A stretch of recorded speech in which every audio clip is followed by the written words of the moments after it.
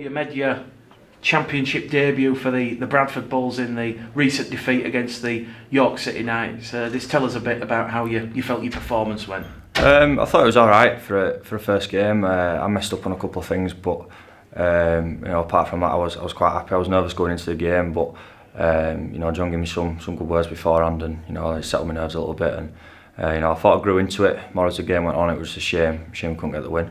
You showed some good quality, some sharpness, some good execution in the opening couple of minutes to send Ethan Ryan over. Yeah, no, that was a move that we've worked on quite a bit in training, so it was good to see that we can pull that off. I thought we played well. I thought it was the better team for most of the game. It was just a shame, like I said, that we couldn't come away with the 2 points. And those are the types of games you want to play, and it was a great advert for the Betfred Championship. Yeah, 100%. They're the games especially as a young player that you want to play in. So the more of them you can get under your belt as you're a young lad, the better it'll stand you in good stead for the future. There was quite a few positives to take from that performance against York. The fact that you come back twice from deficits and very rarely, nearly at the death, a Jordan Lilly drop goal hitting the post away from perhaps coming back towards with 2 points. Yeah, it's a shame. It's a bit disappointing because we did think that we were the better team, and we spoke about that after the game, but we can't dwell on that. We've got a massive game against Toronto in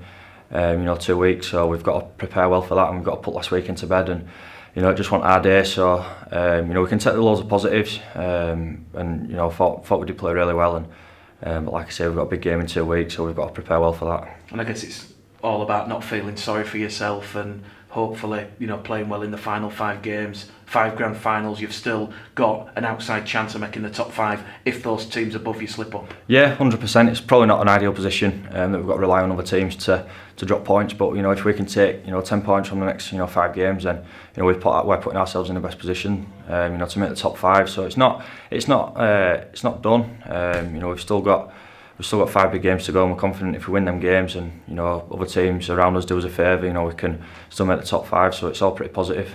Brandon Pickersgill had a knock, an injury. That's why you got the nod over him for the game against York. Would you like to see a bit of healthy competition between you both? Yeah, well, ever since I've come, it's always been a bit healthy between me and Pick, and that's the way it should be. Players fighting for a spot, and I'm sure when Pick's injured, John's got a bit of an headache. With his selection choices, but it's a good position for him to be in, and me and Picker, we'll keep working hard, and we'll keep fighting for that fullback shirt. What's it been like since you rejoined the Bradford Bulls? Because Brandon Pickersgill, just one of a handful of players who you come through the academy with a couple of years ago here. Yeah, no, I've really enjoyed it. I've started enjoying it again, which is massive for me, and just being around this environment, it means just means a lot to me. As a player, so it's great to be back here, and to pull on that shirt at the weekend, it was a proud moment for myself and my family. So if I get any more moments of them this year, then I'll be really happy.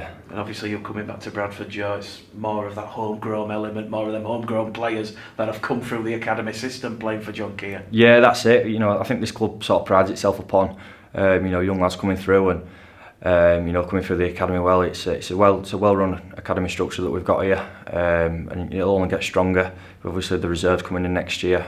That's massive for the young lads. So it's massive, and there's more and more young lads coming through each year, which can only be good for the club. And just focusing on that game a week on Sunday, the Transatlantic Challenge, Toronto Wolfpack at Odsal Stadium. It's going to be a great occasion, but more importantly, the Bulls are going to be focused on getting 2 hard-earned points. Yeah, we know Toronto have already won the league, and we understand their threats. They're a great team. They've been the standout team in the comp all year, and they are the team to beat. There's no 2 ways about it. Brian McDermott's done a great job there this year, and they've signed well, and they're a team to beat, and we've got to be on our A game to come away with the 2 points. And if you get the nod to continue at fullback, you're going to be coming across some star-studded players: Ricky Latelli, John Wilkin. I think Toronto, every player's either played in the NRL or Super League, so that's the calibre of the challenge. Yeah, no, like I said before, they're the games you want to play in.